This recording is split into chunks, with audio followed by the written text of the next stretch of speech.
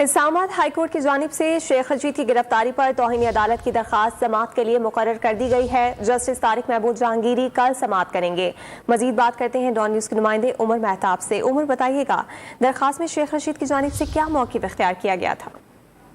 जी देखें, शेख रशीद की जानिब से जो तौहीन अदालत की दरख्वास्त आज इस्लामाबाद हाई कोर्ट में दायर हुई थी, उसको इब्तदाई तौर पर आज ही समाअत के लिए मुकर्रर किया गया था, लेकिन जो वकला थे उनकी जानिब से दायरी ब्रांच को बताया गया कि वो आज कचहरी में शेख रशीद की पेशी के बाइस वहां पर मसरूफ होंगे, इसलिए इस्लामाबाद हाई कोर्ट नहीं आ सकते। जिसके बाद जो ब्रांच थी उनकी जानिब से जो है इसे कल समाअत के लिए मुकर्रर कर दिया गया है। दरख्वास्त में इस्तदा की गई है कि अदालत ने गुज़िश्ता रोज शेख रशीद को पुलिस तलबी का नोटिस मुअत्तल किया था। अदालती हुक्म के बावजूद शेख रशीद के खिलाफ मुकदमा दर्ज किया गया। शेख रशीद की रात गए गिरफ्तारी भी कर ली गई।